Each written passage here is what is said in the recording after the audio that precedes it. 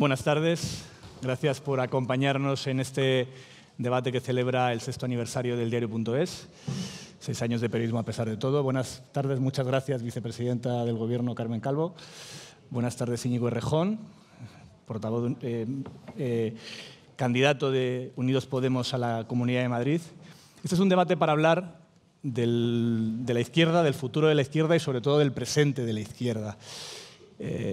Acaba de anunciarse hace escasos días un acuerdo presupuestario entre el Gobierno del PSOE y Unidos Podemos. La primera pregunta que os quería hacer a los dos es, de todas las medidas que se han anunciado en este acuerdo de presupuestos, que incluye algunas cosas más allá de presupuestos, ¿cuál ha sido para ustedes la más relevante y cuál de las que no han estado les hubiera gustado que estuviese en este acuerdo de presupuestos? Empezamos contigo, vicepresidenta. Bueno, lo primero y importante, gracias por organizar este encuentro. Yo creo que en tiempos tan rápidos y tan superficiales merece mucho la pena que podamos entrar un poco cómoda y al fondo de algunas cosas. Así que gracias por invitarme. Yo diría que hay un elemento muy importante que tiene que ver más que con el contenido, con la forma. El acuerdo. Ese es un mensaje extraordinariamente importante, que tiene que ver con esa idea que se había instalado en nuestro país, que había instalado el Partido Popular y la derecha, de que no había salida, nada era posible, todo estaba sometido a una única posibilidad que nos llevaba siempre a la resignación de todo. Yo creo que encontrar un acuerdo para volver a recuperar todo lo que el Estado de Bienestar ha perdido es un gran mensaje de lo que representa la democracia vista desde la izquierda. Sí, yo concuerdo.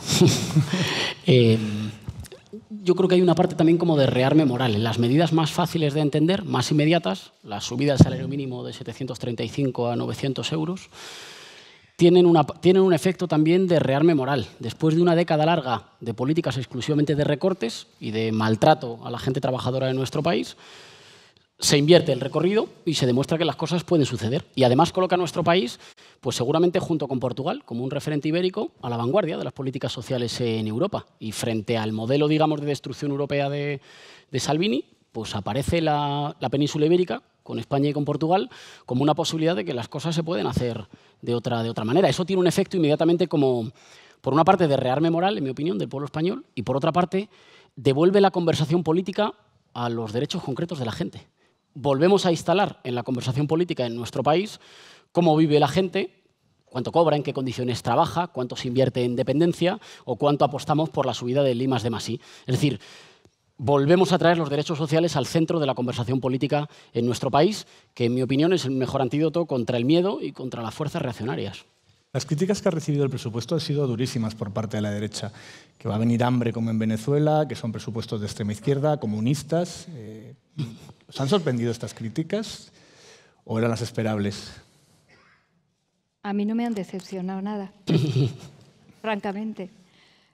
Yo creo que la derecha, que ahora son las derechas, y cada día aparece una nueva, extremándose cada vez más, ¿no? Y a ver si esto no termina. Las derechas nunca piensan que la democracia tenga que ver exactamente con la igualdad y con el estado de bienestar. Piensan que es un sistema en el que se organiza el poder político y tiene que funcionar la economía. Pero la economía justamente para la concentración de poder político, de poder económico en las élites, en las minorías, ¿no?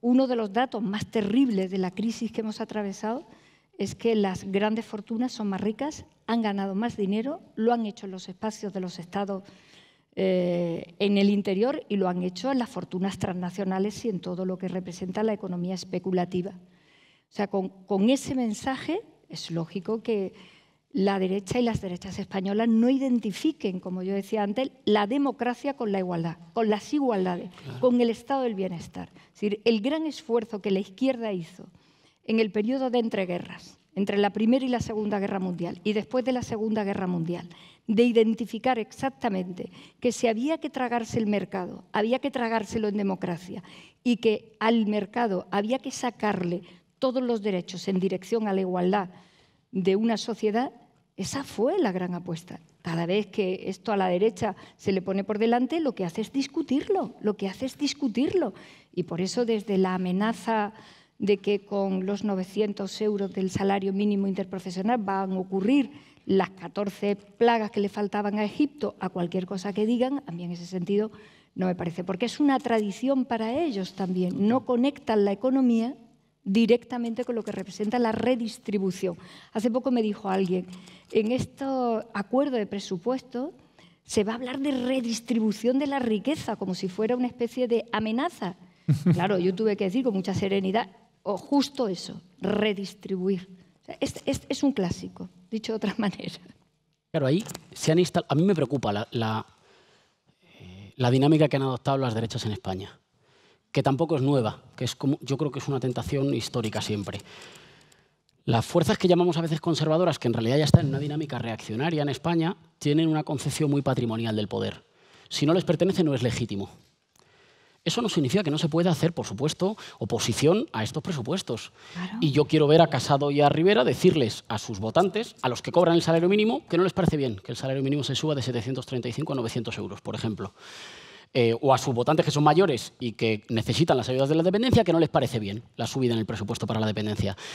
Pero la dinámica en la que se han metido de cuestionar sistemáticamente la legitimidad de cualquier poder político que no detente en ellos es un tanto peligrosa. Y ahí siempre hacen, en mi opinión, es peligrosa, ojo, no en el corto plazo. Yo creo que en el corto plazo les puede proporcionar importantes derrotas electorales, pero en el largo plazo sume a nuestro país en una dinámica que puede ser complicada, porque parece que en el campo de la derecha se ha instalado una puja a ver quién se instala en posiciones más ultras.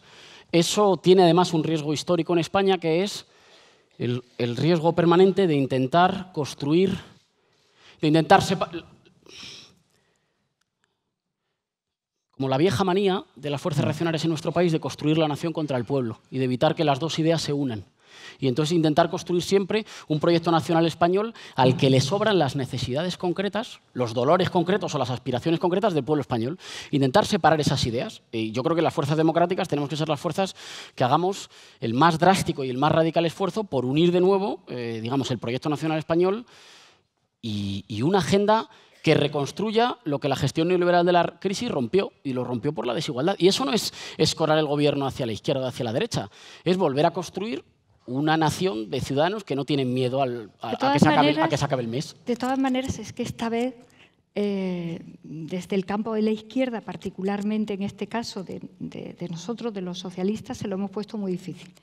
Porque utilizar la moción de censura, que es un mecanismo plenamente democrático, porque es darle la palabra a todos los españoles y las españolas que están representados allí en los 350 escaños, eso para ellos ha sido un artificio que no acaban de digerir, hasta el punto de que en muchas ocasiones, tú lo ves porque estás también allí, hacen una especie de criba de escaños buenos y de escaños malos. Total. Que es donde realmente se les ve esto que estás diciendo. Que les sobra hay un tercio del Parlamento que les sobra. Efectivamente. O sea, ellos están todavía en una asignatura que consiste en reconocer la diversidad ideológica y reconocer al adversario. Esto es más profundo, Nacho, Íñigo, es más profundo. Es reconocer al adversario, tenerlo que respetar sin necesidad de inquietarte. En nuestro país hemos hablado mucho de consenso. El consenso fue un instrumento necesario, casi natural, cuando salíamos de la dictadura. Pero yo creo que la gran asignatura que tenemos que aprender ahora es hacer las cosas sin consenso, aguantando a pie quieto quien tiene la mayoría y quien tiene que respetar cuando no la tiene, que la mayoría actúe. O sea, no seamos en esto paniaguados. La democracia exige que cuando no te toca gobernar, lo lleves bien. Y no lo llevan bien. Y por eso decía antes que se lo hemos puesto relativamente difícil a una idea muy simple que acaban teniendo del poder, muy poco sofisticada. Y la democracia es un sistema sofisticado, complejo, que está lleno de hilos y de matices, justo porque todos cabemos en ella, porque tenemos que caber todos en ella. Y esta ha sido la prueba de fuego, porque ya habían aprendido a ganar, a perder las elecciones, a cuestionarlas cuando las pierden, que tenemos noches memorables. Desde la derrota de Aznar en el 92, con Javier Arenas diciendo que... Claro, claro. Entonces, esta prueba era otra prueba de fuego más de si entendemos o no entendemos cómo funciona el sistema representativo. Yo lo he escuchado en el Senado hace 2 semanas, de las bancadas de la derecha, dijo alguien, un gobierno con los votos del pueblo. Es curioso, ¿no? O sea, a 40 años vista de la democracia española y asignaturas que algunos las tienen todavía un poco por aprender. Decíais antes que se está radicalizando su discurso y que la oposición al pacto presupuestario ha sido extremadamente dura y crítica y con mensajes a veces muy extremos. España es uno de los pocos países que por ahora no tiene su Parlamento Nacional a la extrema derecha. ¿Creéis que esta respuesta desde el Partido Popular de Ciudadanos intenta cerrar ese posible auge de la extrema derecha en España? ¿Puede llegar esa extrema derecha al Parlamento en las próximas elecciones? ¿Cómo lo interpretáis? Yo ahí creo que depende de lo que hagamos. Está muy de moda últimamente los debates en los que personas progresistas se fustigan o discuten muchísimo tiempo y gastan muchísimas páginas, que está bien, sobre los posibles auges de la extrema derecha. En realidad depende de lo que hagamos. Nosotros aquí no frenamos la posibilidad del auge de la extrema derecha porque discutiéramos mucho sobre ella, sino porque existió el 15M. Y después porque existieron instrumentos políticos que dijeron que la solución a la crisis de la democracia y del Estado social era más democracia y era redoblar los esfuerzos por reconquistar y ampliar los derechos sociales. Las fuerzas reaccionarias nacen donde hay miedo. Donde hay miedo a no saber qué será de ti mañana, inseguridad material, pero también ausencia de sentimiento de pertenencia.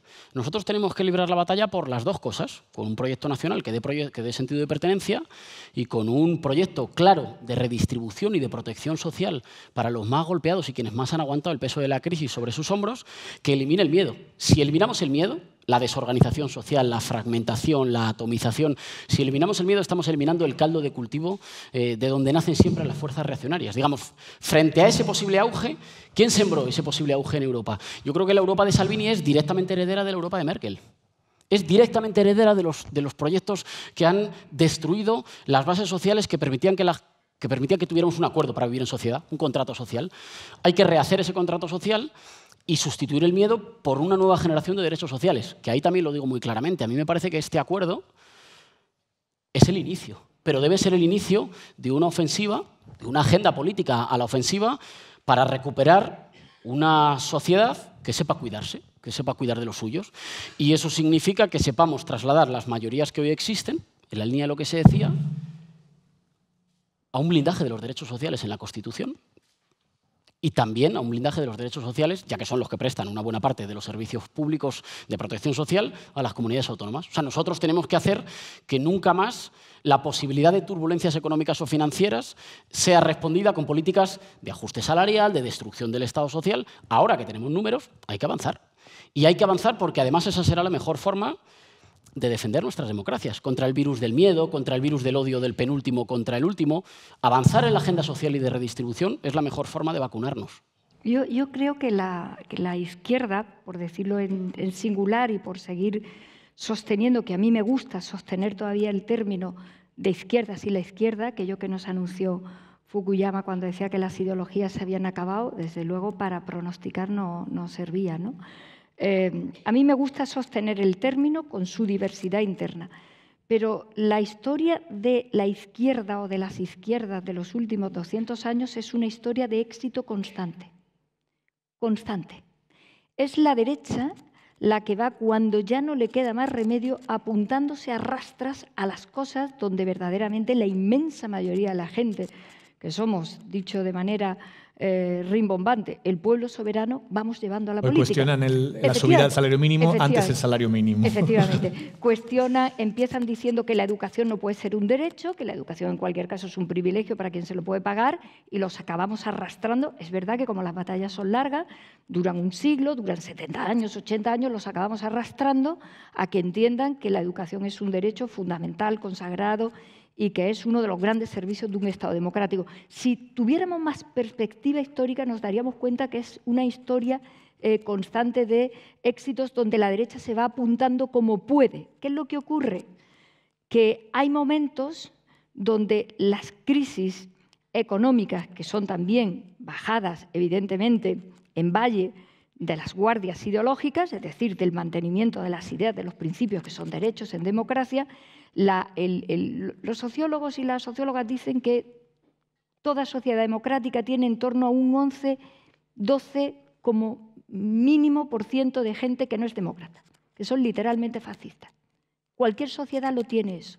¿Qué es lo que ocurre? Que cuando están en esa franja, porque la derecha va entendiendo la estela por donde la lleva la izquierda, ahora los tenemos que llevar al discurso ecológico, de transición, de sostenibilidad del planeta, al feminismo. Están a 2 minutos de apuntarse al feminismo. Falso, pero a 2 minutos de apuntarse. Es esta historia. Y cuando se produce una bajada, hay una ventana de oportunidad donde se coloca ese 11-12%. Pero como decía Íñigo, es producto del miedo. Es producto del miedo en el que tú sientes inseguridad y necesitas agarrarte a algo que te crees que te da identidad. Y entonces volvemos a las banderas, a las patrias, a toda esta serie de elementos. Pero si lo miramos en perspectiva, es una desesperación que tienen de no poder coger esa bandera, que es la bandera de la Revolución Francesa, la bandera de la Ilustración, que no pueden soltarla por más que les rechinen en determinado momento los dientes. Los resultados de Baviera. Se reorganiza la ultraderecha, porque claro, si quiero ideas de derecha, mejor me voy al centro, al original, ¿no? Pero compite con el espacio verde. Ahí se abre la nueva batalla. Pero repito, si lo miramos en perspectiva histórica, de vez en cuando se abre la ventana y ellos salen. También han hecho mucho mérito el discurso tan exagerado con todo, tan poco razonable, tan absolutamente superficial que hace constantemente los dos partidos de derecha, claro. Pero en ese sentido, es cierto que, por ejemplo, hablamos de Salvini, de que se está generando un modelo en Italia preocupante, pero también gobierna Salvini con el apoyo de un partido de izquierdas que ha adoptado una posición contraria a los inmigrantes, una posición, en mi opinión, que no puede ser de izquierdas porque no es solidaria, y que también se está trasladando a otros países europeos. ¿No les preocupa que eso pueda llegar a España de alguna manera? Hoy no está en... Yo creo que en la movilización, en el enardecimiento de los sectores más reaccionarios, es más gasolina ideológica para ellos el anticatalanismo que la xenofobia. ¿Lo que une a la derecha es el anticatalanismo? Creo que hay más dosis, seguramente hay también lo otro, ¿no? Pero todavía tenemos una magnífica conquista cultural, que es que una buena parte de lo que puede que alberguen no lo pueden defender públicamente. Todavía se tienen que guardar públicamente. ¿Existe machismo en España? Sí, pero es muy difícil que alguien se proclame machista y aspire a construir mayorías políticas, por el momento. Eso es un trozo de victoria cultural. Es evidente que hay una discusión en todas partes en Europa sobre las migraciones. Ojo, a veces impactan más en los territorios o en las regiones que menos migración tienen. Algunas de las regiones que están experimentando más auge de formaciones xenófobas son las que tienen menos migración. Pero tenemos que entender, en mi opinión, que eso es un afecto. Un afecto, en este caso, negativo, reaccionario, pero que no se desmonta con datos. En nuestro país, en los últimos años de la crisis, hemos tenido más emigración que inmigración. Y, sin embargo, ese dato por sí solo, frío, no ayuda a combatir la sensación de alguna parte de los más golpeados por la crisis, que pueden haber visto más fácil pelearse por las migajas de lo que cae con el que viene o ha venido de fuera hace tiempo, que exigir un reparto diferente. Digamos, es una vez que se interioriza la ideología de la escasez, de que no hay para todos, que empieza la pelea entre los de abajo, entre los trabajadores, por cuánto hay. En nuestro país no tenemos un problema. Claro que hay que hacer una discusión sobre políticas públicas migratorias, es evidente. Pero de momento creo que tenemos que ser todos muy cuidadosos y muy coherentes y muy prudentes para no instalar un debate tomado a veces de otras realidades y de otras sociedades, que me da la sensación que algunos por miedo, por incomodidad y otros por prisas, pueden consolidar e instalar en nuestro país. En nuestro país no hay la carencia o la falta de acceso a la sanidad, a la educación, a la dependencia o a un trabajo digno o a la vivienda, no han tenido que ver con la presión migratoria. han tenido que ver con políticas económicas que tenían un objetivo determinado. Tenían el objetivo de erradicar cualquier idea de que la cooperación social puede cuidar de nosotros y, por tanto, dejar los servicios públicos como depósitos solo para los muy pobres y todo el que se lo pueda pagar, que se lo pague en él y convertir de ciudadanos en clientes, ¿no? Pero eso no ha sido un fenómeno global, eso ha sido un fenómeno fuertemente ideológico, además fracasado, que nos ha condenado a nuestro país no solo a verlo fragmentado, no solo a romper el contrato social, sino también a habernos hecho más débiles para enfrentar el futuro, más débiles como sociedad. Pero yo creo que lo están intentando. De hecho, el recién nombrado líder del Partido Popular ha estado todo el verano intentándolo. Ha estado intentándolo. Yo creo que con un gran desconocimiento de cómo funciona, de cómo hemos funcionado los españoles en relación a los inmigrantes que nos han ido llegando, a una sociedad ya abierta y democrática, con un gran desarrollo económico en 40 años que les ha permitido venir fundamentalmente a todos los que han venido en la cultura común, me refiero a los latinoamericanos, y lo han intentado. Lo que pasa es que lo hacen con gran desconocimiento del funcionamiento de nuestro país y casi la exageración con la que lo han utilizado les ha frenado. Han intentado la inmigración, se han intentado las víctimas de ETA y casi ellas mismas han frenado el discurso y en ese sentido les queda evidentemente todo lo que representa la crisis de Cataluña. Es que es una idea, si me permite solo un apunte, es una idea tan débil de España que necesita permanentemente una anti-España para construirse. Es una idea de España tan estrecha que necesita permanentemente la fabricación de enemigos internos contra los cuales afirmar la nación. Ahí es donde está el debate ético y filosófico más profundo de donde nos vamos a encontrar las izquierdas con las derechas en el siglo XXI. Ahí. Porque ahí, fíjate, sobre el estado de bienestar vamos a discutir hasta el infinito, pero siempre vamos a discutir aceptándolo. Va a ser un asunto de proporciones. Nosotros queremos un estado de bienestar que blinde los nuevos derechos que aparecen, que la vivienda no pueda quedar tan desprotegida y tan desarbolada. Vamos a hablar de cuánto de ese estado de bienestar. Ellos tienden siempre a recortarlo con crisis o sin crisis. Es una posición ideológica. Se maneja mucho mejor una sociedad insegura a la que se le puede provocar miedo que una sociedad segura, con calidades más o menos razonables de vida, porque eso te permite ejercer las libertades con una potencia que no se tiene cuando se está en precario. Eso forma parte de su estructura ideológica. Así que como no vamos a poder discutir sobre el estado de bienestar, porque como yo decía antes, lo han tenido que aceptar, le ha costado siglo y medio, pero lo han tenido que aceptar, ¿qué es lo que vamos a utilizar ahora? Vamos a utilizar ahora elementos que están debajo de agua, es decir, mucho más profundo. ¿Qué elemento? El otro, el diverso, el distinto, el diferente. ¿Cuánto soy capaz de sentirme igual a él? ¿Cuánto soy capaz de tolerarlo, de aceptarlo y de compartir? Aquello que decía Rimbaud cuando decía, no lo diré literal porque es una poesía inmensa, cuando decía, bueno, vale, el otro existe, no me queda más remedio. Oye, el otro parece que no se me enfrenta, no me va a matar. Oye, tal, parece que puedo hablar con el otro, parece que el otro, oye, igual me da un ataque y el otro y yo somos iguales en derechos. Y el final del verso dice, ¿no será que yo soy el otro? Ese es el filón de la izquierda. Ese es el filón de la izquierda. Y eso para la derecha sigue provocando unos problemas infinitos, porque siguen teniendo una perspectiva de lo humano y de la sociedad jerárquica, absolutamente contraria a la sensación y al derecho de que efectivamente somos iguales. Y porque somos iguales podemos tener la libertad de lo diverso cada uno de nosotros por muchas componentes. Esto le pasa al feminismo. Todas las mujeres y todas las feministas estamos empeñadas en la lucha de la igualdad de nuestras oportunidades y nuestros derechos, pero todo el mundo sabe para qué queremos las mujeres desde el feminismo, para ser libres, para ser nosotras. Que además hay un fenómeno de espiral, digamos, igual que la instauración del miedo genera sociedades, individuos con más miedo, y la precariedad ha tenido siempre un objetivo de ser una forma de gobierno, generar o propiciar generaciones que se incorporan ya a la vida, al mercado laboral, sin saber lo que son los derechos laborales, sin saber lo que es un convenio, sin saber lo que es una estabilidad que te permita pensar en formar una familia o tener una vivienda. Y eso ha sido una forma de construir un modelo, digamos, no ha sido el resultado no buscado de la avaricia de unos pocos, ha sido un resultado buscado.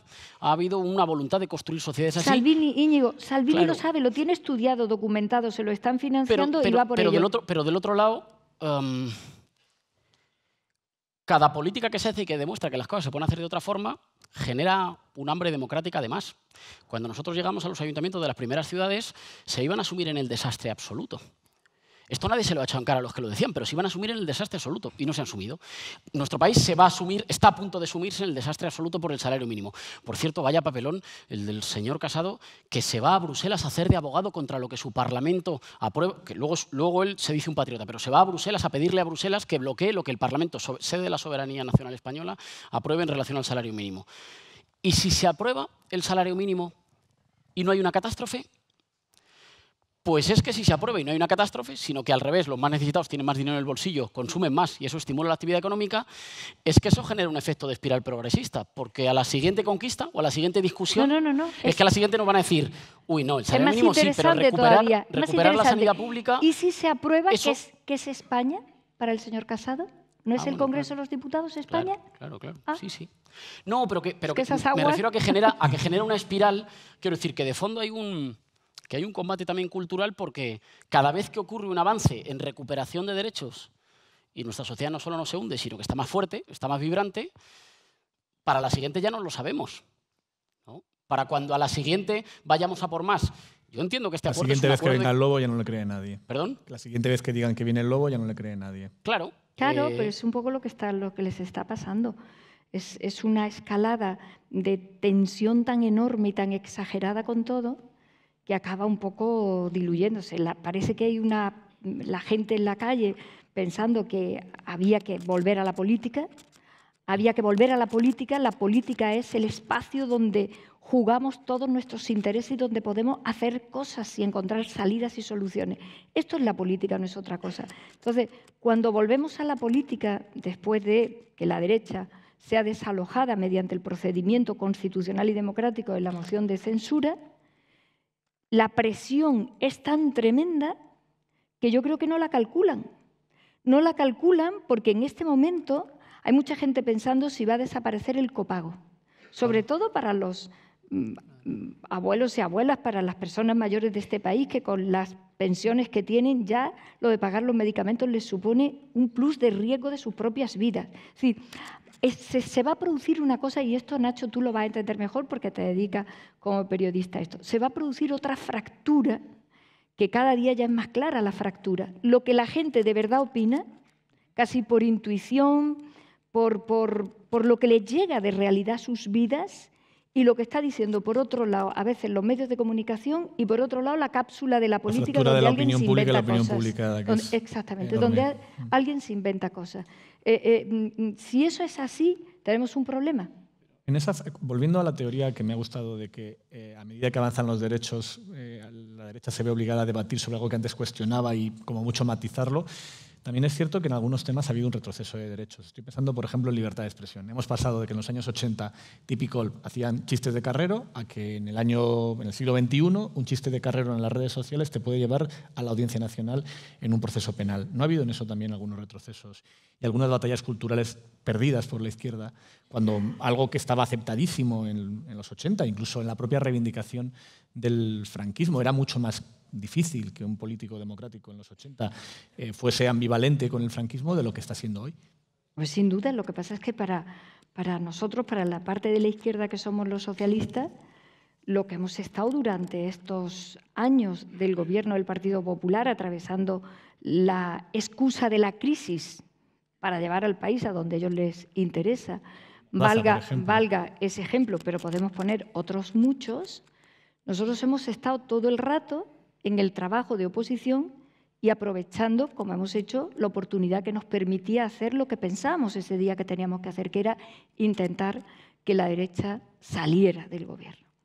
Evidentemente, es que el tajo ha sido todo. Es que el espectro al que se ha dirigido la derecha gobernando este país con la justificación sobre una realidad, no diré yo, de la crisis económica ha sido tremendo. Es que es más, en este momento donde estamos, estamos en un momento donde parece que la senda de gasto de la que podemos disponer, que es el acuerdo que hemos encontrado, de casi 6.000 millones para recuperar las heridas que se le han provocado a las partes más vulnerables de la población, esto lo discuten. Esto ya es una justificación inentendible. Esto lo discuten porque, entre otras cosas, y lo decía antes Íñigo, en Europa soplan ahora mismo unos vientos también muy inquietantes, no solamente estamos hablando de Salvini, estamos hablando de Austria, estamos hablando de muchas cosas, y yo imagino, y más que imagino, que la posición de España ahora mismo, y con este acuerdo más, es un peón en el tablero de Europa ahora mismo fundamental, fundamental. Entonces, pues ahora la derecha y Casado se dedica a ir por Europa diciendo que no quiere literalmente que este país, al que va a crecer en una horquilla muy importante, el país que más va a crecer por encima de Francia y por encima de Alemania, que todo eso no va a significar nada para los españoles. Claro, es que entonces ya nos tenemos que entrar en el galimatías de qué es la patria, de qué no es la patria, de qué es el Estado, de qué es España y de qué no es España, porque si España no es esto concreto, la derecha del siglo XXI tiene que explicarse y va a explicar muy mal esto. Hay una cosa con lo que planteabas de los retrocesos en derechos civiles y en libertad de expresión que yo creo que ya hemos aprendido. Digamos, como dijera aquel, es verdad que soberano es el que decide sobre la excepción y cada vez que hay una situación de excepcionalidad se nos introducen medidas que luego siempre se quedan, Es posible que al hilo, por ejemplo, de la discusión sobre la crisis política en Cataluña, sea comprensible para partes importantes de la población española algunas medidas de restricción de derechos y libertades, pero esas siempre se quedan. Todas las medidas que se adaptan con la excusa de la excepción después se quedan. Y después nos encontramos con restos de leyes que decimos, ¿pero cómo va a ir alguien que hace tweets a prisión? Pero ¿qué tipo de sociedad es esta en la que alguien escribe un mensaje de 160 caracteres desde su teléfono móvil y puede ir a prisión por eso? Permíteme que lo diga, algunos. Hay un locutor de radio en este país que ha dicho que si se me encuentra me da un tiro y a él, yo estoy convencido que nunca entrará a prisión. Y no se lo deseo, pero es que no se lo deseo a nadie, pero siempre cae del mismo lado. Las medidas excepcionales siempre vienen para quedarse. Nosotros somos quienes defendemos, cuando es fácil, pero también cuando es difícil, que los retrocesos democráticos los acabamos pagando todos. Y que a veces los toleramos porque decimos, bueno, se está aplicando una situación muy tensionada, no tiene nada que ver conmigo, han sido engañados, pero una vez que se establecen, vienen para quedarse y se quedan para todos. Y eso lo defendemos cuando es fácil defenderlo, y cuando no, y lo defendemos para los que piensan como nosotros y sobre todo para los que no. Yo creo que el reto está en aceptar de una vez por todas que la igualdad es el respeto a lo diverso. En eso la izquierda va dando pruebas constantes y por eso, en fin, mi partido va a cumplir 140 años. Sabemos para escribir 7 tratados lo que es aguantar. Hemos aguantado el exilio, las cárceles, tenemos compañeros todavía en las cunetas enterrados. Es aguantar esto que tú dices, Íñigo, aguantar ese tirón con la perspectiva de a dónde va. El duelo de la izquierda con la derecha ahora mismo en el mundo es si entendemos que la igualdad es la diversidad de cada uno de nosotros. Ya está. Y eso va a ser durísimo, durísimo. Y por eso el debate lo van a montar con los inmigrantes, con todo, absolutamente con todo. Sí, ¿qué dijo Vox el otro día? ¿Qué dijo? Vamos a desmantelar las autonomías, que es la diversidad territorial de España. Que la hemos heredado, que no se la ha inventado nadie, que las autonomías son una fórmula constitucional de administración pública y de nivel político, que era el hallazgo de la Constitución española para encontrarle una salida a la diversidad territorial de la historia de este país. Segundo, voy a derogar todas las leyes de igualdad entre hombres y mujeres y particularmente las que ayudan a combatir la violencia de género. Lo segundo diverso que me cargo, que somos todas las mujeres. La mayoría absoluta de la sociedad también me la cargo porque esta parte de la diversidad. Es aquello que decía un budista, ¿no? Bajaron a recibir al rey los hombres poderosos, blancos, heterosexuales y todos los demás, dice, y los demás no bajaron. Y te quedas mirando la foto y dices, entonces ¿cuántos bajaron? Bajaron 5, porque arriba se quedaron los niños, las mujeres, los viejos, los homosexuales, los negros y los que bailaban sardanas. Pues bajaron 4 a recibir al rey. Esa fue la recepción del rey. Pues este es el debate que vamos a tener que afrontar. Y esto va a tener mucha amiga, pero también va a ser muy apasionante. Es que a nosotros nos toca una labor que, en mi opinión, digamos, a las fuerzas radicalmente democráticas, progresistas, nos toca una labor que va más allá de gobernar hacia la izquierda o de construir mayorías de izquierdas. A nosotros nos toca volver a coser la sociedad. También con ellos. ¿Y en Cataluña? Bueno, en nuestro país coser la sociedad tiene que ver recoser el acuerdo intergeneracional, recoser lo que la desigualdad ha roto y volver a recoser el acuerdo territorial. Y yo no veo más fuerzas en el horizonte dispuestas a hacerlo. Yo deseo que en algún momento las fuerzas que hoy están instaladas en un mensaje reaccionario en algún momento concurran a una tarea, lo digo por muy fuerte que suene, de reconstrucción nacional. Porque es que se nos ha agrietado el país en los últimos años. Me gustaría que concurrieran.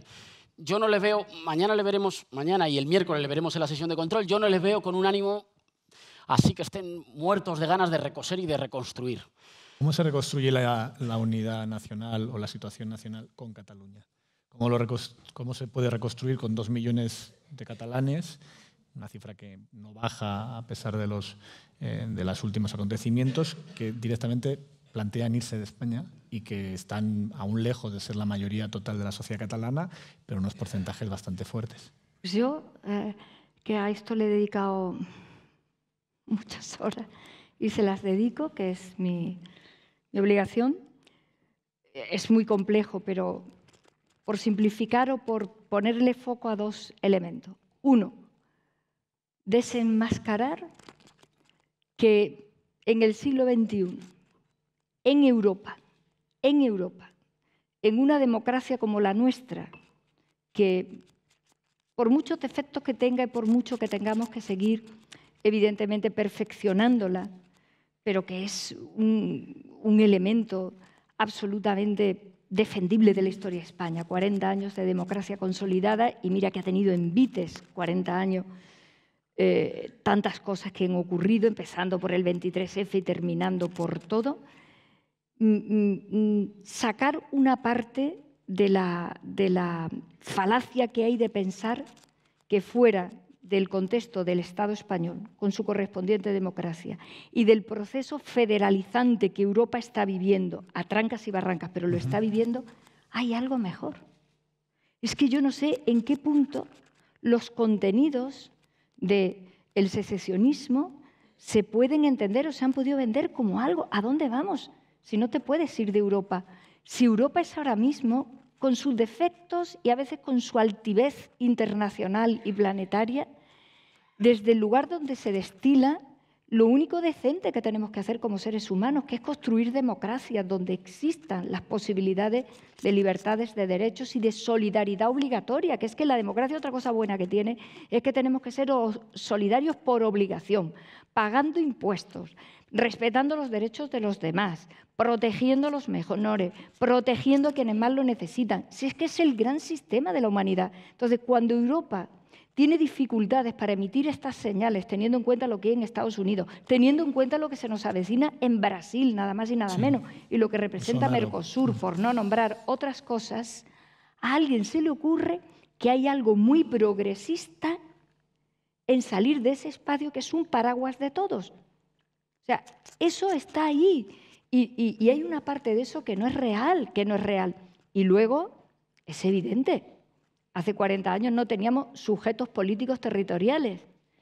El caso español es un caso verdaderamente interesantísimo para que nos sintamos, incluso en ese sentido, reconfortados de nuestra propia historia reciente.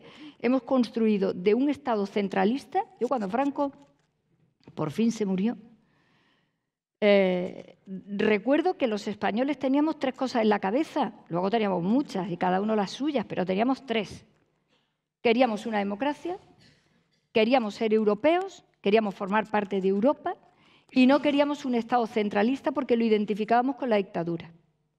Queríamos podernos sentir andaluces y españoles, gallegos y españoles, nos parecía que era otra forma necesaria de la propia democracia. Y el componente de derechos sociales en la Constitución. Bueno, por y el pacto supuesto, social. por supuesto, que para nosotros la democracia está conectada con el estado de bienestar. La democracia no es un sistema político para pastorear votos y el poder. Eso ya se le ocurre a la derecha. Para nosotros la democracia está conectada directamente con el estado de bienestar. Por eso lo que discutimos son las cantidades. Pues claro, cuando tú consigues que un Estado centralista, secular, suelte lastre hacia abajo, soberanía hacia abajo a las comunidades autónomas y al mismo tiempo suelte soberanía hacia arriba para formar parte de Europa, que hemos hecho un procedimiento ejemplar, los españoles y las españolas hemos hecho una cosa que es difícil de encontrar en el mundo, con todos sus defectos, repito, ejemplar, porque no había sujetos políticos para pactar.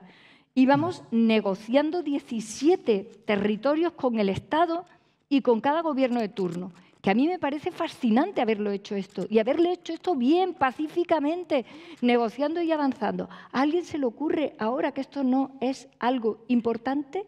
¿A alguien se le ocurre ahora que sí tenemos sujetos políticos que no podríamos volver a encontrar en una reforma de la Constitución, un modelo federal, porque ahora sí hay sujeto político, ahora sí se podrían sentar las 17 comunidades autónomas sobre el sujeto común que somos todos en la soberanía?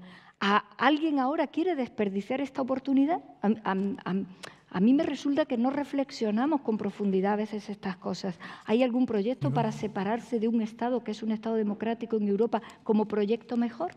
Ahí Pérez, el jurista Pérez Royo tiene esa teoría de que en los años 2007-2008 se rompe el elemento de confianza que permite hacer la articulación, digamos, entre lo nacional y lo autonómico en España. Y yo creo que nosotros tenemos que deshacer todo un conjunto de desastres que se empiezan a hacer a partir de 2007-2008 y de la impugnación la impugnación ante el Tribunal Constitucional, el cepillado a aquel Estatuto de Cataluña. Desde entonces lo que hemos andado es un camino fundamental de desencuentros. En mi opinión, en España conviven pueblos con diferentes identidades nacionales. Eso no tiene por qué ser un argumento centrífugo, no tiene por qué ser un argumento para la separación. Podemos construir un proyecto compartido haciendo convivir diferentes identidades nacionales. Hay que avanzar en una federalización de nuestro sistema político. Me parece que en los últimos años, sobre todo el gobierno del Partido Popular, ha ido imponiendo un intento de convertir a los municipios y a las comunidades autónomas como en menores de edad, que pueden ser tutelados, ¿no? A los que se les pueden suspender previamente leyes por parte del Constitucional, a los que se les puede cerrar, como a nuestros ayuntamientos, el grifo para que no puedan hacer políticas sociales pese a que tengan superávit. Hay que recuperar las competencias perdidas y hay que hacer un pacto de carácter federal que no tiene por qué cuestionar que hagamos un proyecto compartido, sobre todo por una cosa: necesitamos ser más fuertes para defender la soberanía popular contra los caprichos de los poderes financieros. Y a mí solo se me ocurre que eso lo hacemos más juntos, pero en ese más juntos va a haber que hacer un pacto nuevo entre Cataluña y España. Es evidente. Si alguien en algún momento se creyó que las medidas exclusivamente policiales, judiciales y administrativas iban a convencer a alguien, pues ese alguien fue el señor Rajoy, el artífice del 1 de octubre. Desde el 1 de octubre estamos más cerca o más lejos. Más lejos. Desde el encarcelamiento de políticos elegidos por el pueblo catalán, estamos más cerca o más lejos de un acuerdo. Me parece inequívoco que estamos más lejos. Hay que avanzar en un sentido y hay que ser honestos. Esto no va a ser un año. Esto va a ser largo. Hay que avanzar por una senda en la que tengamos la capacidad de proponer un acuerdo que pueda ser apoyado mayoritariamente por la sociedad catalana, con un encaje diferente dentro de España. Eso es lo que yo defiendo. Eso en algún momento dado tendrá que ser votado por los catalanes, tendrá que ser refrendado y tendrá que ser aprobado aquí. Eso es la votación del autogobierno que plantea. Sí, pero resulta, en fin, por llamarlo de una manera suave, resulta paradójico, cuando no otra cosa, que la derecha esté todo el rato hablando de la transición política, enalteciendo la concordia, el consenso, el acuerdo en el que todo el mundo consiguió ver que aquel momento era el momento de construir el país y de organizar una democracia, y que ahora sean incapaces, y todo lo contrario, no solo incapaces, sino todo lo contrario, en no ayudar absolutamente nada a este momento, que es un momento donde si hay alguna cuestión que se llama de Estado, es la recomposición de la crisis de Cataluña en el contexto del Estado. Y que sean incapaces de verlo, y que en la misma frase no ayudan, destrozan y además hablen de concordia y de transición, y de la transición política. Es, en fin, por llamarle paradójico, es la vieja idea, repito, yo estoy con esto, estoy muy convencida de esto, es la vieja idea que tiene la derecha de no querer ver España como es, de no quererla ver como es, de no verla como es. Somos una península, que se nos olvida con mucha frecuencia, porque es verdad que somos una península en extensión muy grande, pero somos una península. Por aquí ha ocurrido de todo y ha pasado de todo, porque éramos un gran pasillo del Mediterráneo, con todo lo que representa el Mediterráneo, Oriente Medio, al Atlántico, al otro continente y a África, a 14 kilómetros, el continente más rico con el continente más pobre. Y nos toca a nosotros en primera línea. Es decir, tenemos un lugar espectacular del mundo, complejísimo como nadie, lo que requeriría por parte de todos, absolutamente de todos, una idea por encima de todos nosotros para saber comprender este país del que, por cierto, desconocemos con mucho, nos hemos esforzado todos muy poco en reconocernos en nuestra propia historia, que la tenemos constantemente fragmentada. O sea, tenemos una derecha que no quiere saber nada de la memoria histórica, no se quiere reconocer en todo lo que ocurre. Reivindica a Cristóbal Colón y se olvida de lo que pasó hace 40 años. Cristóbal Colón, sí, pero lo que ocurre en el golpe contra la República, la democracia española y con las asignaturas pendientes que nos quedan en materia de memoria histórica, no. Es decir, esto es un asunto que lo debemos de mirar, repito, con todo y cada uno de los elementos de carga que tienen. No podemos ir tan rapidito sobre esto. Entonces, claro, no se puede hablar de transición, ni de concordia, ni de nada de eso cuando tú no estás dispuesto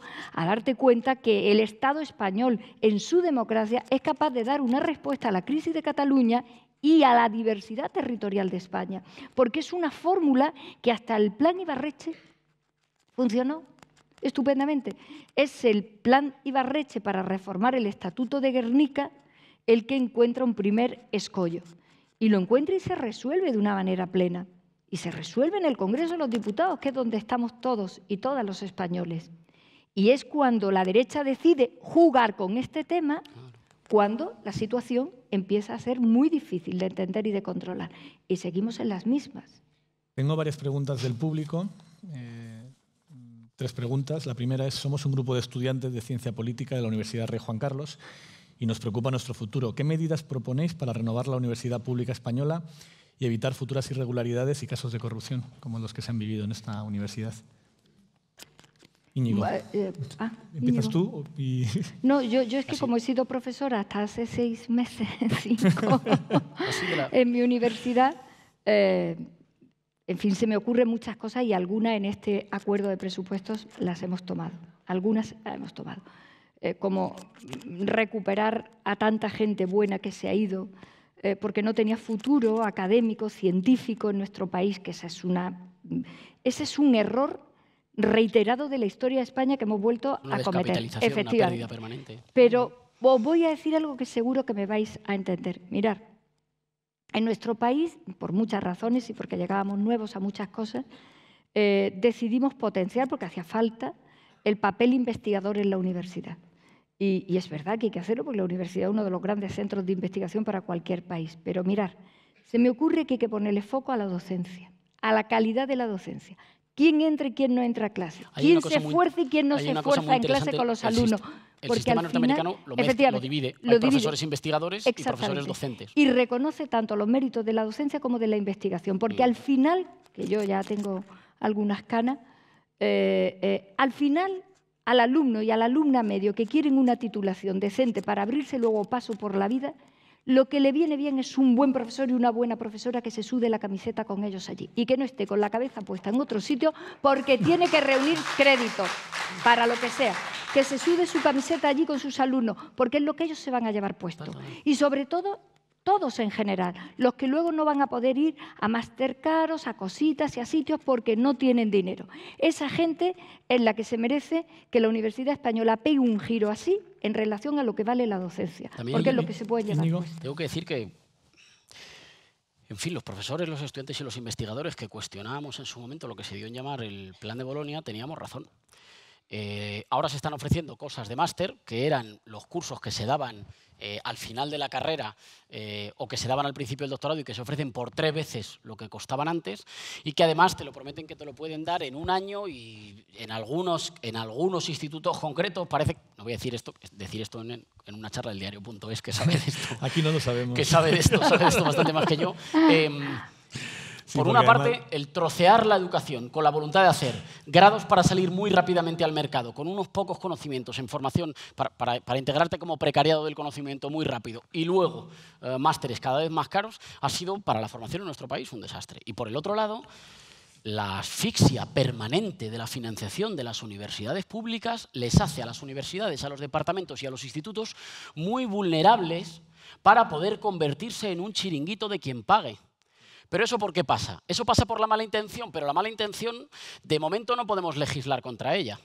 Lo que podemos legislar es contra la debilidad permanente con la que las universidades se enfrentan siempre, porque les falta permanentemente, y aquí veo a mucha gente, profesionales de la universidad, que les falta permanentemente financiación, que les falta permanentemente la posibilidad de que los investigadores nuestros estén viajando fuera a congresos, que les falta poder financiar grupos de investigación, que les falta poder contratar profesores cuando uno se da de baja y lo que está contratando son figuras permanentemente precarias. Es la debilidad financiera la que ha hecho muy fácil que algunos institutos se conviertan en chiringuitos. Pero además de eso, hay un problema de micronización de todo. Hay, creo que en torno a casi 3.500 másteres. Sí. O sea, la micronización de todo. Vamos a conseguir que los alumnos y las alumnas salgan sin lo más valioso que hay ahora mismo, en la vida, en el mercado y en las salidas profesionales de cada uno, que es la formación, no en tanto en los contenidos especializados, sino con la capacidad inmensa de moverte y navegar, que es lo que tiene que hacer ahora cualquier hombre, cualquier mujer joven que tiene que, en fin, afrontar el resto de su vida. Soy anti esto. Soy anti el especialista del apartado 5º del artículo 37 de la Ley 200/38 de la disposición 1. Soy una absoluta defensora del bosque entero, de empezar a trabajar la docencia en las universidades con el bosque entero. Bolonia nos metió en un lío donde prácticamente es todo un cruce de estampita y de crédito de cualquier cosa para que te den al final cualquier cosa. Y tú llegas luego al mercado y no sabes nada. Y te enfrentas además con gente que se ha estado en las privadas buenas o en las extranjeras carísimas, compite contigo en una doble ciudadanía académica, donde están las élites moviéndose y donde está la tropa que no se puede mover. Eso es un problema gravísimo y se llama democratización incluso de los contenidos, de lo que ahora llamamos grados, másteres, exigencias y asignaturas. Yo cuando volví otra vez a la universidad me encontré que mis alumnos, antes se daba Derecho Constitucional un año entero, el curso entero, y era fascinante, porque el profesor que asumía la asignatura ordenaba muy bien cómo quería explicarles. Primero le explicaba la estructura. De 2 meses.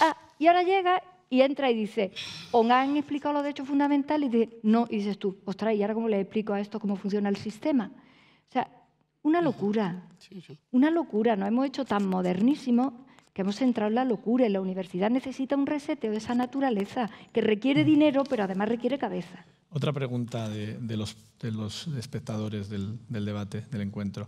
Solamente aquellos mayores de 58 años tuvieron la oportunidad de ratificar la Constitución. Yo tengo 24 y mis padres 54. ¿Cuándo llegará el momento de que esta nueva generación pueda elegir el modelo de país, monarquía o república? Vamos a ver, yo esto lo tengo absolutamente claro. Las constituciones no son... La Constitución sí tiene, entre otras muchas cosas buenas, y que tenemos que defender. Por cierto, que yo creo que la izquierda va a tener que pasarse ahora unos cuantos añitos defendiendo la democracia, es decir, volvemos a la casilla de salida cuando otros la ataquen. La Constitución hace posible la democracia, así de claro.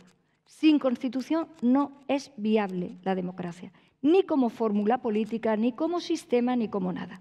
¿Qué significa esto? Que es una norma jurídica, sobre todo es una norma jurídica. Aviso a todos los navegantes que se puedan pensar que la Constitución es simplemente un contrato social, un contrato político. Tercero, las constituciones tienen, por el papel que juegan tan capital, una ambición de permanencia. No es una norma que la podamos estar cambiando constantemente, pero tampoco lo contrario. que vayamos a sacralizarla tanto que, como nos dicen desde la derecha, no la vayamos a poder tocar, ni una cosa ni la otra. Yo el argumento de que todo el mundo tuviera que estar votando la Constitución por la generación que le toca no lo entiendo. Pero sí entiendo una cosa que creo que tiene que ver con la pregunta. Las dos cosas que pregunta. Sí. ¿No? Una, es verdad que 40 años de democracia en nuestro país, insólitos en la historia, no son 40, es como si no hubieran pasado 80. Han pasado tantas cosas tan rápidas, algunas de ellas verdaderamente loables, otras no, que yo entiendo el deseo que tiene mucha gente de pronunciarse, de abrir un debate cívico que sea también político y que finalmente se recoja en una reforma de la Constitución. Yo esto lo defiendo. Punto 1. La Constitución española de las europeas es casi la única que permite la posibilidad de debatir monarquía-república. Francia no puede debatir sobre su forma de Estado. Esto se nos olvida. Bueno. Y es Francia, la gran Francia, que tantas cosas nos ha enseñado, ¿no? Entonces, yo esto lo entiendo perfectamente, porque no son 40 de calendario, son 80 años históricos o más, por todo lo que ha ocurrido tan importante. Y yo ahí sí que lo entiendo. Y, desde luego, mi partido hace ya años que abrió la idea de llevar las autonomías a un Estado federal y abrir el debate cívico de qué queremos y de qué no queremos en la Constitución, porque han ocurrido muchas cosas y comprendo que haya mucha gente que tenga esa necesidad, entendiendo, repito, que las constituciones no son normas que podamos tocar constantemente, porque cumplen un papel de estabilidad muy bueno para el sistema, pero es entendible. Íñigo. Hay dos cosas, me parece, en la pregunta. Con respecto a la primera, ojalá muy pronto. Ojalá muy pronto en España los cargos de representación pública sean elegidos y no sean por herencia de sangre, que en mi opinión es una cosa que tiene más que ver con tradiciones medievales que con tradiciones democráticas. Con respecto al cambio en la Constitución, siendo eso, no me parece lo más importante. No me parece lo más importante. Lo peor que ha pasado en nuestra Constitución, porque tú puedes tener una forma de Estado republicana, que construya un país muy oligárquico, en el que los privilegios de los de arriba priman siempre sobre los derechos y las condiciones de vida de la mayor parte de la sociedad. Lo importante es que en nuestro país, en nuestra Constitución, conviven, pues si acaso, un principio, un polo más bien liberal-conservador y un polo más bien democrático y social. En los últimos años, nuestra Constitución se ha ido escorando mucho en un sentido concreto. Y hay toda una serie de elementos fundamentales del pacto, de lo que pactaron nuestras madres y nuestros padres, que se han ido quedando olvidados. Yo creo que hay cosas, como la vivienda, como el derecho a la conservación del medio ambiente, para que no sea posible la barbaridad de la ley de Montes de Aznar o la ley de costas que modifica el Partido Popular. No, o la ley del PP que el otro día se rechazó. Que tienen que salir de un capítulo tercero más bien de principios inspiradores y que lo tenemos que meter en el capítulo de derechos y libertades, que sean tan exigibles ante un juez como los derechos civiles y políticos. Yo creo que hay toda una serie de derechos civiles sin los cuales uno no es ciudadano. Es verdad que para ser ciudadano tienes que tener derecho a votar, a que si te detienen puedas ver a un juez, a la libertad de expresión. Todos esos son los componentes liberales que yo no quiero renunciar ni a uno solo. Pero junto con esos convendremos que si tienes todos esos, pero no tienes un techo en el que vivir, o tienes todos esos, pero resulta que no tienes derecho a la vejez y no sabes qué será de ti cuando después de toda la vida trabajando te hagas mayor y no sabes si alguien va a cuidar de ti, si vas a tener una residencia pública, si vas a tener pensión, que yo creo que hay que meter todo ese bloque de derechos sociales, hay que meterlos en el capítulo de los directamente exigibles a un juez. Íñigo, eso es meterlo en los fundamentales y eso depende de lo que la economía de tu país resista pagar o no pagar. Pero te quiero entender una cosa. Como con el salario mínimo, Sí, totalmente. Yo eso lo tengo archipensado. ¿Tú con eso qué quieres decir? ¿Que el gran debate para la izquierda y la derecha en España o en cualquier lugar del mundo es la forma de Estado? No. A mí ese me gustaría un día votarlo. Creo que el gran debate es la noción de ciudadanía. Para ser ciudadano es necesario poder votar, es necesario tener libertad de expresión o es necesario poder tener derecho a la habeas corpus. Yo a eso le añado. Efectivamente. Como no soy liberal ni conservador, yo a eso le añado. Para ser ciudadano, además, tienes que tener derecho a que no te puedan decir cuando tienes que coger un trabajo, si no lo quieres por esta miseria, me da igual porque hay 800 esperando en la puerta, a no vivir con miedo a no poder pagar el alquiler. Digamos, hay todo un componente de derechos sociales y los cuales uno se parece más a un súbdito y más, que a un ciudadano. ¿Y cómo no se pueden vender viviendas que se han hecho con dinero público a un fondo especulativo, echando a la gente a la calle y tirando el dinero que era de todos? No, pues eso es un diagnóstico que está absolutamente hecho, por lo menos para la izquierda. Que a mí es donde me parece que está el gran debate. Yo creo que tenemos que llevarlo a la Constitución. El gran debate. A la Constitución y a los estatutos de autonomía. Porque a ver si nos vamos a enredar en lo que no está el debate, que le va a encantar a la derecha. Yo no decido dónde está el debate, digamos, donde la gente quiera plantearlo. A mí me parece que es más importante que la gente viva sin miedo. Y para eso, antes que la forma de Estado, me parece que es mucho más importante el debate sobre cuáles son las condiciones materiales para vivir sin miedo en el día a día. Ahora, si cualquiera me lo pregunta, yo digo, sí, yo prefiero... Como no creo que la sangre de nadie sea mejor que la mía, ni que la de nadie, ni que la de ningún otro, prefiero que las cosas se voten. Pero puestos a actualizar la Constitución... Lo que pensamos que todas las sangres son iguales, inventamos la sanidad pública. Por eso, sí. Sí, solo quiero desarrollar ese principio y llevarlo hasta sus últimas consecuencias. Pero yo creo que en eso estamos de acuerdo. ¿Qué es en lo que lo fundamental necesita nuestra Constitución? Pues yo lo digo de forma muy sencilla. Hay que hacer el 135 al revés. Hay que hacer el 135... El suelo. No, ¿sabes cuál es? Hay que hacerlo al revés para blindar los derechos sociales. Sí, pero ¿sabes cuál es el problema? ¿Sabes cuál es el problema que tienes? Que en esto no vale que vendamos cosas rotundas, porque esa es otra. La política tiene que resistir la realidad. O sea, no hay nada más revolucionario que colocarte delante de la realidad pico pala. Es lo que hemos hecho con el acuerdo. Y del otro lado dicen que no va a resistir la realidad. Y nosotros decimos que la podemos transformar. ¿Y sabes qué pasa para eso? Que tú tienes que saber que juega en otra liga que está por encima de ti, que es ahora muy importante defender, que es la liga en Europa. Claro. Y efectivamente, que es la liga en Europa. Y tú te refieres a tener un suelo. Pero es que el suelo está colocado en las constituciones parecidas a las nuestras. El suelo de gasto. El otro día lo dijo que no es de mi partido, el otro día dijo Felipe González en una entrevista en otro medio, que dijo que en realidad había que decidir si nosotros queríamos tener un estado del bienestar sólido. Claro. Dijeron una parte de los ciudadanos, ¿qué porcentaje le dedicamos? Un tercio del PIB un dedicado suelo a de la protección gasto. social. Además Pensiones de un techo. aparte. Además de un techo. Claro. Un suelo de gasto. Porque solo cuando tú llegas a un acuerdo de esa naturaleza, que son los que a mí me parecen importantes para seguir hablando de izquierda y para seguir diciéndole además al adversario político que por ahí es el único camino donde aceptaríamos incluso pacto, es lo que me resulta interesante. Y en ese sentido, sí te digo que ahora, y vamos a ver qué es lo que podemos finalmente alcanzar con el presupuesto, es muy importante que todo este debate esté muy abrochado a Europa. Repito, es muy importante defender la idea de Europa en el mundo ahora. Total. Exactamente. Pero ¿estás de acuerdo que yo creo que tenemos ahora una buena posición en Europa? La tenemos inmejorable. Mira, el otro día me decía... Quiero decir que tanto la experiencia portuguesa como la experiencia española creo que gozan de una buena ocasión en Europa para que, ahora que hay mayorías progresistas, anclémoslo. No, hay que seguir trabajando por la mayoría progresista. El otro día me decía acordado alguien, lo de las pensiones, subirlas al IPC los próximos 2 años. Eso vamos a anclarlo. Mira, vamos a anclarlo en la ley y en la Constitución para que cuando luego vengan mayorías maldadas, y nuestro sobre paso todo para no haya que sido las un paso pensiones de no sean interinidad mercancía en los presupuestos generales del Estado. Pero mira, el otro día me decía alguien, dice, hace año y medio iba a Europa un cargo público y tenía que desgañitarme allí para defender que España es una democracia, que España es un país. Me tenía que desgañitar un presidente de una comunidad autónoma. Dice, voy ahora desde hace 4 meses y me hacen la ola. Y me hacen la ola por ser español y por mantener una posición que evidentemente para Europa es un mensaje ahora mismo extraordinario. Tsipras fue el primero que felicitó este acuerdo. Y fíjate desde dónde viene también. Por eso, sí, yo creo que ahora tenemos mucho margen en Europa. Además, somos una economía mucho más fuerte, por ejemplo, que la griega. Si hay margen, caminémoslo. O sea, yo creo que las... ¿Tenemos que ir a cuándo? Sí, tenemos que terminar ya. Os quería hacer una última pregunta muy rápida a los dos.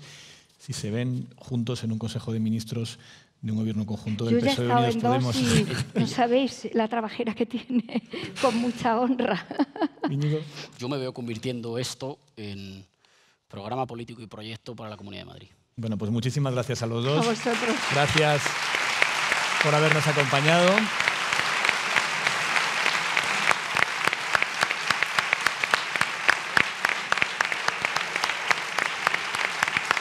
Y gracias a los que nos habéis seguido a través de internet por streaming. Muchísimas gracias.